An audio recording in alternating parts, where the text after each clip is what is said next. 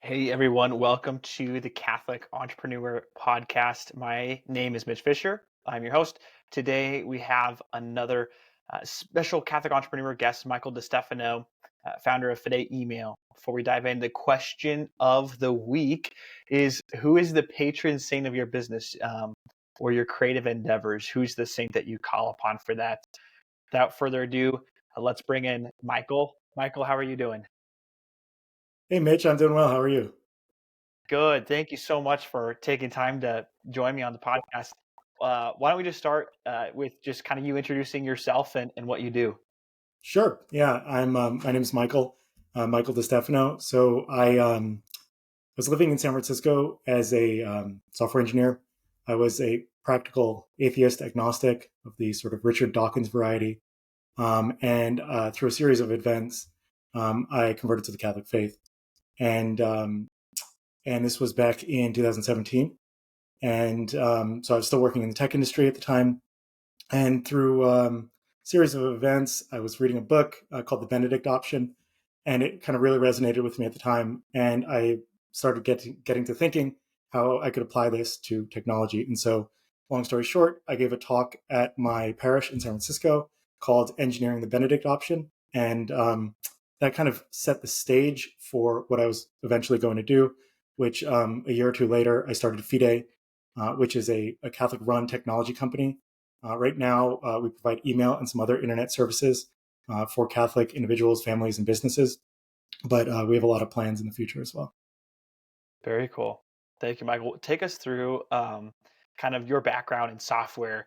Um, how'd you get started in that, and then how did you decide then to convert to Catholicism and all of that?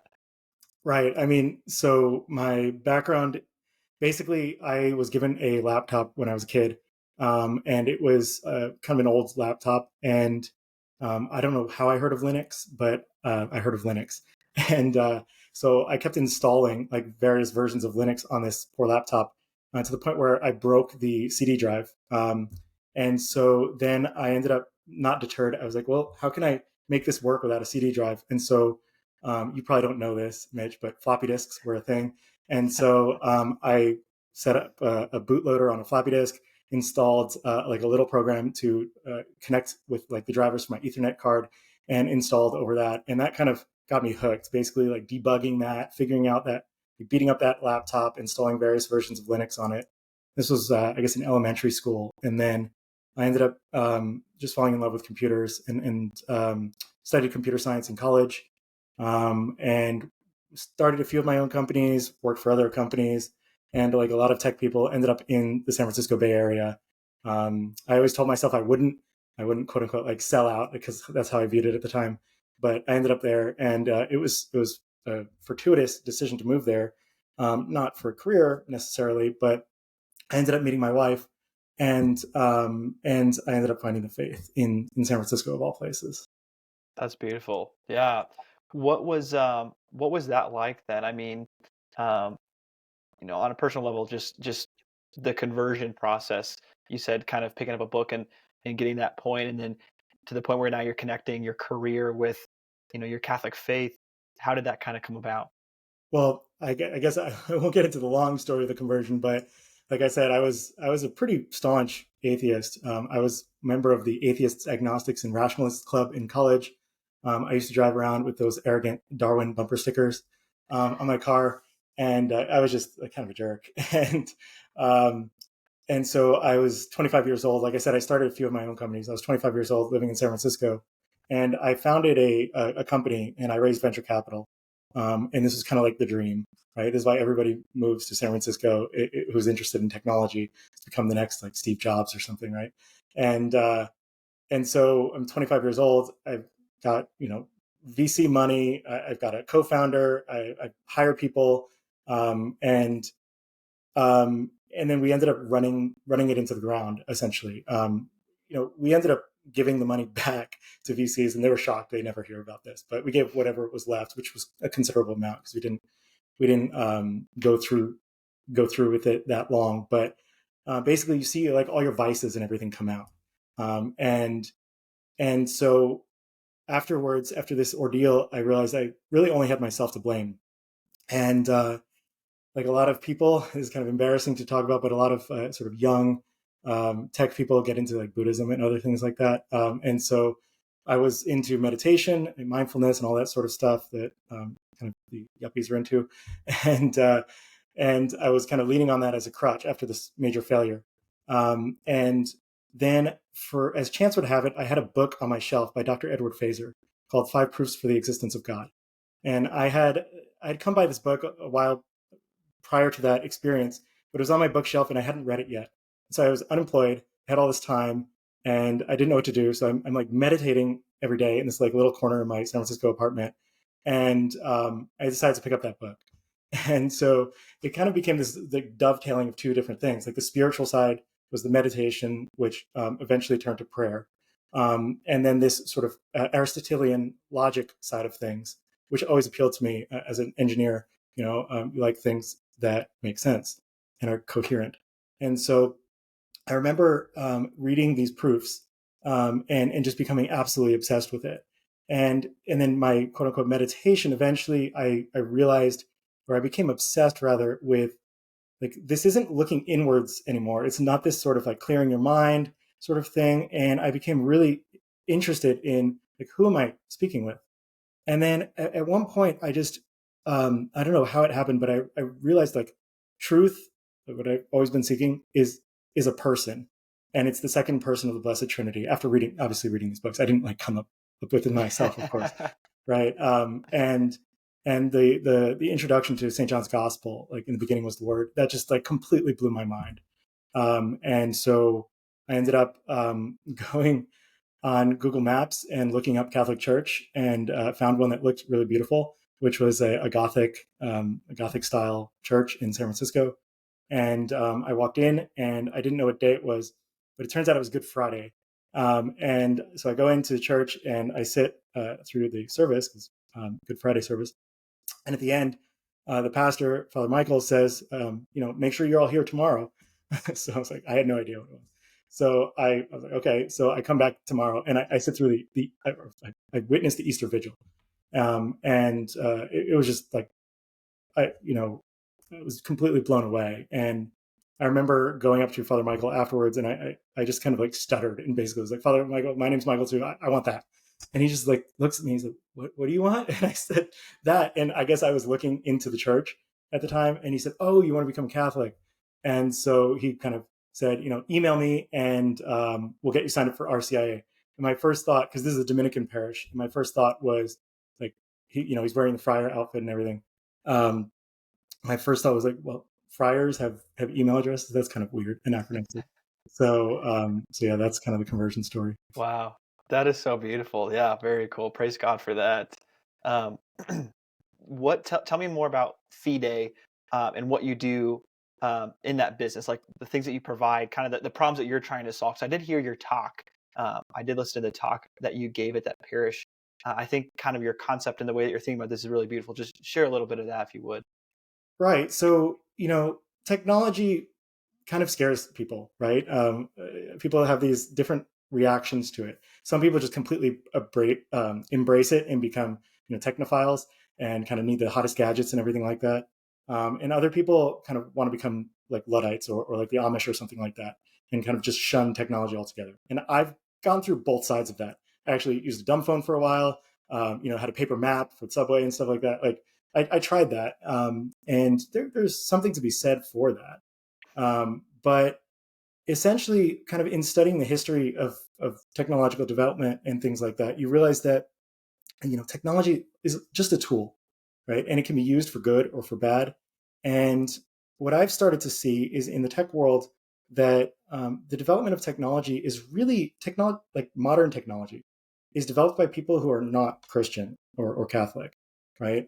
They hold secular values, and either they're indifferent to Catholicism at best, or they're actively hostile towards maybe Catholicism in name, or if not in name, like the values that we hold, right? And I mean, you see this manifest in their ads and the products themselves. And so our world is becoming increasingly dominated by technology. And so basically, the idea is that we could either cede the development of this technology to other people and become increasingly sort of foreigners in this tech landscape, or we can really take control of the development of technology ourselves and really bring it back in line with our faith. And some technology, like I said, are tools, pure tools, like a hammer, right? Hammer doesn't have really any sort of morality implicit in it, right? You can use a hammer for an evil thing, or you can use it to build a house, right? And some technology, modern technology, internet technology, is like that. And some is a little bit more. It's imbued with sort of the values of its creator, and these are the more like platform things, like social networks and stuff like that. And those are a little bit more complicated, but that's kind of the gist of it, is that we really need to kind of take control of our own technological destiny. I mean, I hate that word, but um, we can't let other people continue to build this, because I have two children, and the world that they're going to grow up in, I don't want it to be shaped according to the values of these companies that I've worked in myself, right? Like, um, and so as those companies become more and more powerful, more and more dominant, more and more monopolistic, it becomes more and more difficult for us to avoid near occasions of sin and to really shape the culture. We're always going to be in this foreign land. Definitely. No, I completely agree. I think it's important that we kind of understand as Catholics, like the new technology and be able to, as you say, there are good sides to them. I think especially when social media is an easy example. Um, you can use social media for good and you can use it for bad. Um, like who's like your customer, I guess? Like who are the people that you're regularly working with, and the people that can benefit most from Fidei? Yeah, so Fide, like, basically, like, I described technology in broad strokes, right? But essentially I had to decide where to start. And I actually quietly did launch Fidei.social a while back, like 3 or 4 years ago. And I ended up abandoning it because social networks have their own slew of problems. I've done a lot of thinking about it since then. I have a lot more ideas, but essentially what I decided to start with is email. And there's many reasons for that. One of which is, like I said, these companies become more and more monopolistic. And email is one of these old technologies that it's protocol based, so it interoperates, right? So if you have a Google account, you can send an email to a Fidei account, who can send an email to a Yahoo account, and so you avoid this whole like network effect problem, where if your friends aren't on whatever Fidei social network or something, it's useless, right? And it's really hard to break in. So email already has this sort of interoperability network built in, and because of that, it's never been particularly dominated by a single entity. And so even players like Google, who have a large market share, and in the past it was AOL or something like that, they still can't necessarily dictate how email works, because they have to interoperate with everybody else. But as they get larger, and as companies gain an increasing market share, they can start to dictate the direction of these technologies. And so for those reasons and a few more, I chose email to start with. And so we offer email services. So instead of at gmail.com, you'll have at fide.email. And I can assure you, we have fewer users than Google. And so you probably don't have to add like 17 different numbers after your username. Um, but so that's kind of where we're starting. And those are really the reasons why. Definitely. What is as a Catholic entrepreneur, someone running this, what does your day to day look like? Yeah. Well, one second. Sorry, I forgot to mention one of our sort of biggest clients, because you asked me who we serve. So like that, the at fide email address is for individuals, right, or families. But a lot of customers, an increasing share of our customers, are parishes, businesses. We've got at least one accounting firm. I think we've got a few accounting firms. One of our newest customers is like an oyster company that harvests oysters in the Gulf of Mexico. And so obviously these customers don't want at fide.email or at gmail.com. And so we set up their own domain for them. And that's kind of one of our primary offerings is, for a lot of these companies, they don't know how to set up their own domain, or if they do, they don't know how to link it to email. And if they do, they don't know how to avoid going into spam. And so we have this sort of what I call the white glove service. Like, we talk to you over the phone or over video chat, and we'll walk you through everything. And we'll set up everything for you, whether you own a domain already, or if you want us to register a domain for you. And we'll do that, and we'll teach you how to do newsletters, make sure it doesn't land in spam.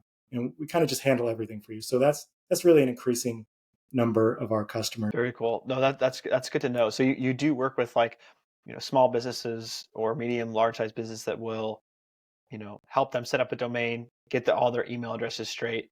Do you work with like a lot of parishes? Like I'm Yeah, just trying to think. I'm guessing like parishes are a one where they're like, oh, I would love to, you know, right.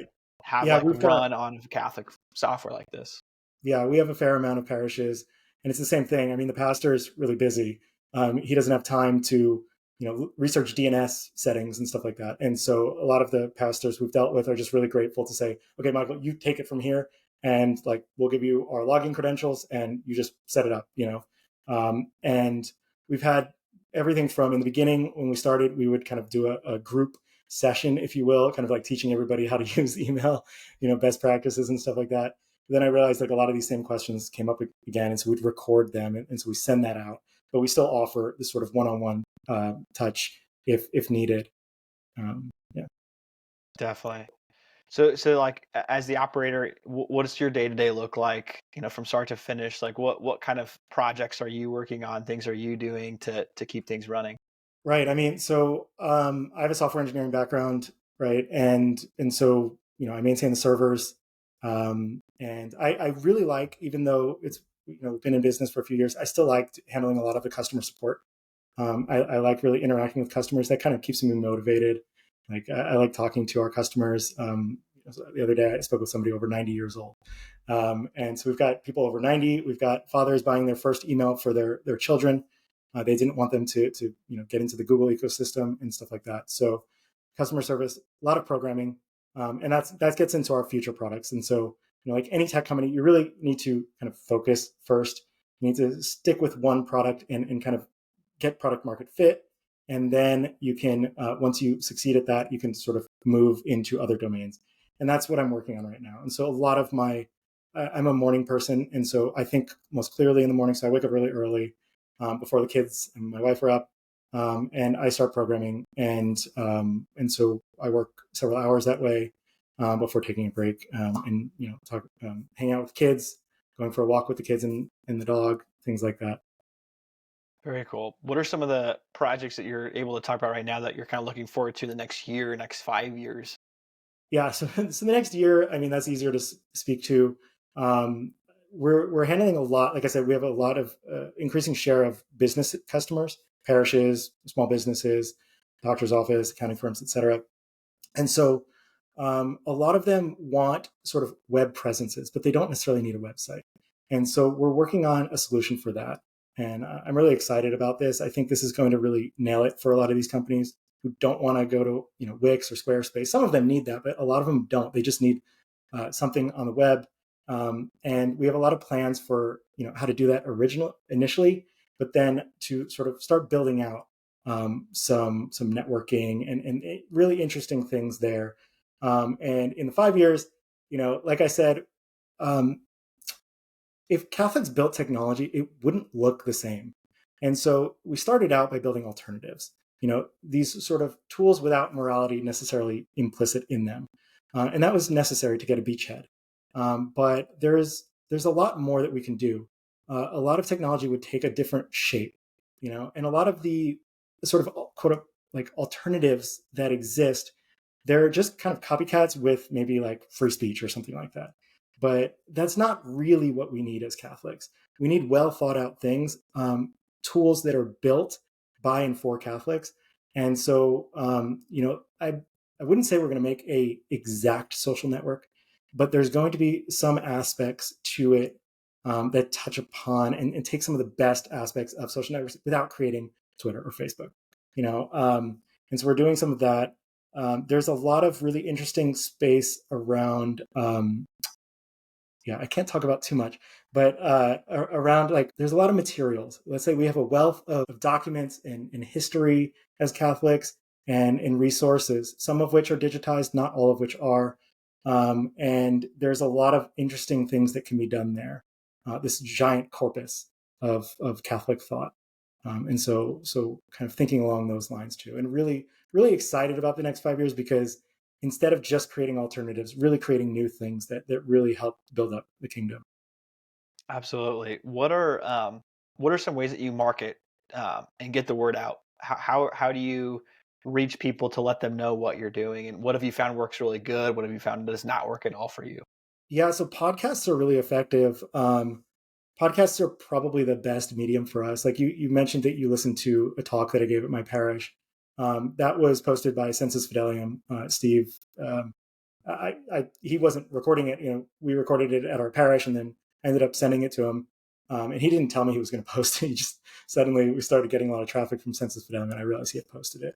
And I've been on a few other podcasts, and we've sponsored a few podcasts, and we've tried sort of the display advertising, but the problem is a lot of tech savvy people block ads, right? So it's kind of throwing money down the drain, at least in our experience. But a lot of it recently, and this has been really great to see, is word of mouth, especially the business customers, because a lot of these people might have my business 123 at gmail.com as their email address, and it just doesn't look professional, right? And they just didn't really know how to, or were kind of always on the back, like their to-do list at the bottom of the list to get their own domain, set it up. And so they hear that Fidei can do this from somebody else, and they say like Fidei will handle everything for you. And so word of mouth is a big one right now. Take me through some of the things that you would recommend for other Catholic entrepreneurs in the tech space. Maybe some stories that you can share, things that you've learned um, that you'd share with your younger self or someone kind of in a similar position.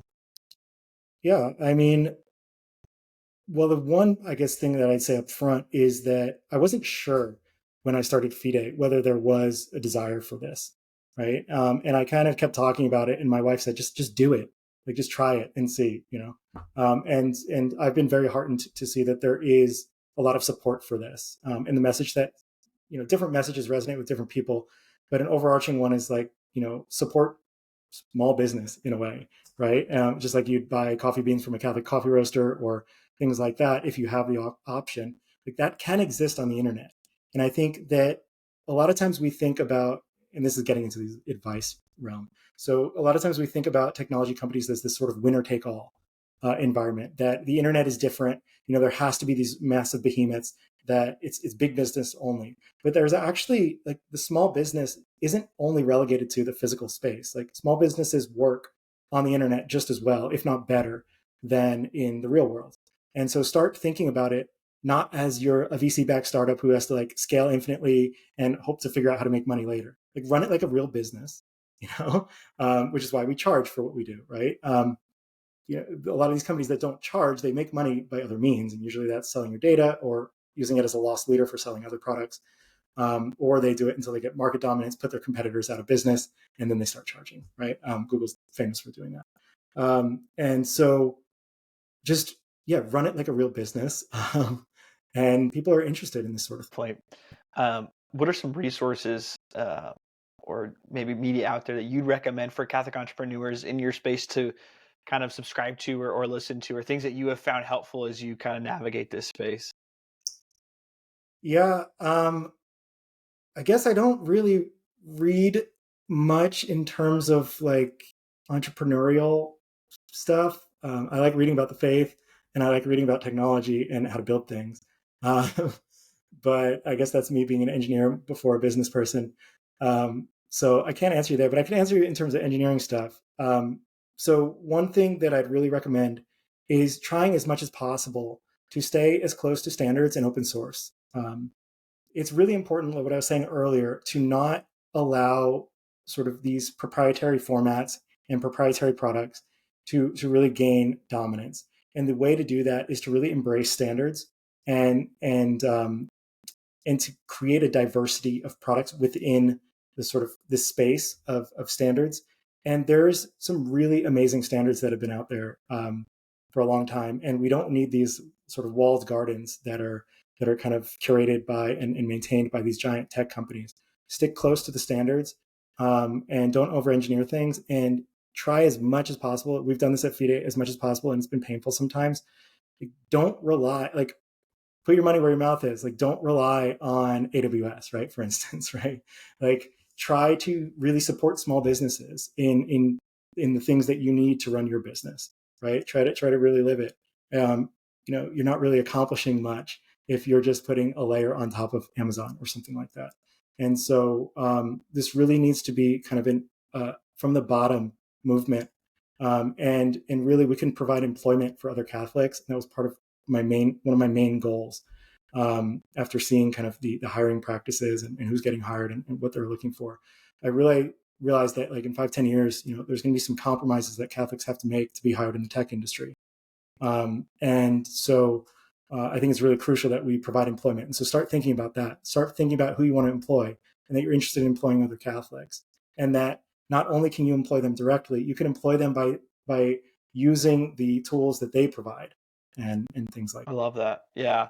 Um, what are some last words of advice that you'd give to people trying to get started with something? I think there's a lot of listeners that are uh, have creative ideas, have whether it's a business or not, and they just want to do something good, in the realm of like the church. So, what's your piece of advice to that person?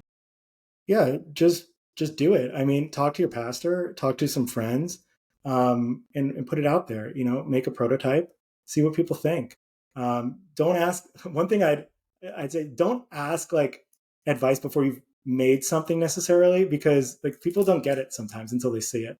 And so try to put together a prototype, and just be diligent and pray, for guidance, and be good at what you do. Make sure you're doing cutting edge stuff. Like what we do shouldn't be inferior to the other companies and stuff. And so that's part of my goal too, is to really show that Catholics can build real technology, right? It's not like we have to be also RANs or anything like that. Like we can really innovate in the space. And so start thinking about that. Alternatives are a way to start, but really start thinking about what problems you see. I mean, really, what problems do other Catholics have? And is technology the right solution? Sometimes it is, sometimes it's not, right? But if it is, then how can you apply technology to solve that? What are how do you balance personally, prayer, family, your business, and all these things? What have you found helpful? Um, if I have to pray first thing in the morning before I work, right? And so I use a variety of apps and systems to really like lock down what I'm able to do for the first few hours after I wake up. And so I kind of have a routine before everybody's up. My favorite book of prayer is St. Francis de Sales' Introduction to the Devout Life. And so I basically like read that every day. I just love that. You can go through it multiple times. It's a gem. You just keep getting more and more out of it. But he gives very practical advice, and it's directed towards the laity, which I really like. And they're sort of short letters that he wrote to Philothea, lover of God, one of his proteges. And so you could do one of these letters every day. But really, the balance is you have to prioritize it. First things first, right? Prayer first. Everything else will be added unto you, right? So I pray first thing in the morning before I check my email. And I also do work before I check my email. So I have to do at least an hour of like focused programming work or whatever like requires real brain power before I check my email and get distracted by the distractions of the day. And it generally requires waking up early. If you have a family, it requires waking up before your kids and your wife, right? Mhm. But that's really the best time to pray for me, at least, and I think for many people. Where can people find you? You personally, or anything they want to find out about Fidei? Where should they go? Yeah, so our website is fidei.email, so not .com, email, FIDEI. If you just search, don't use the search engine that shall not go named. But if you search Fidei or Catholic email or something, it'll come up. But FIDEI dot. Well, thank you so much, Michael, for taking the time to be on. I've learned a lot. Appreciate you just sharing your wisdom and experiences. And yeah, just good to connect. Best of luck in your future endeavors. God bless. Bye.